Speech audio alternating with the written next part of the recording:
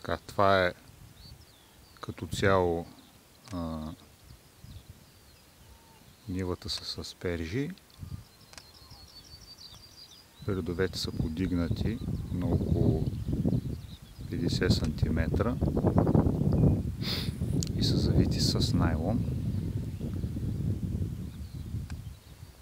Събираме с кофа и със специален нож за рязане на аспержи. Тръгвам сега. Взимам кофата и тръгвам по реда.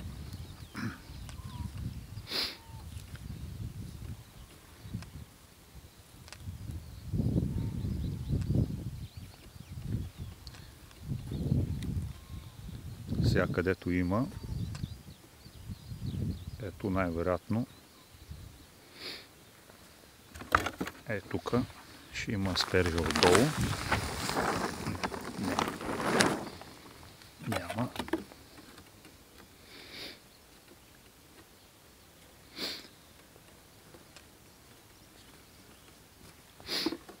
Ето тук най-вероятно има.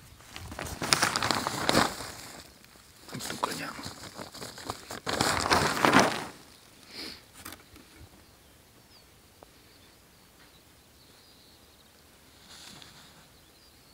Този ред е слаб.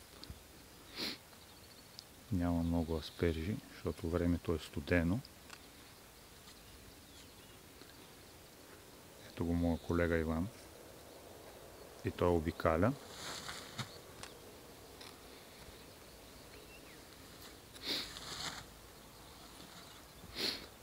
Тук със сигурност вече ще има.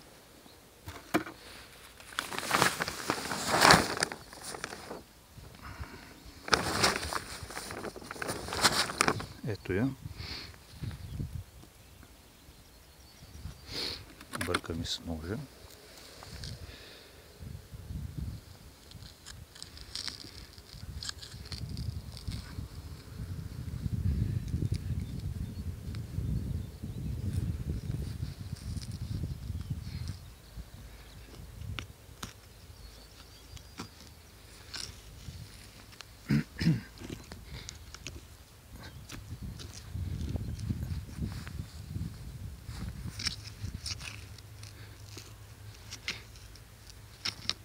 Още съм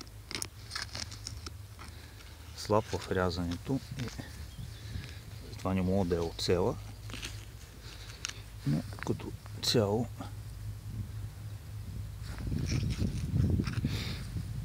ето я. Аспержата и я прибираме в кофата. Това е като цяло процес на рязане аспержи. Ето я, там е машината. В момента не работим с нея, тъй като аспержите са малко. Това е като цяло.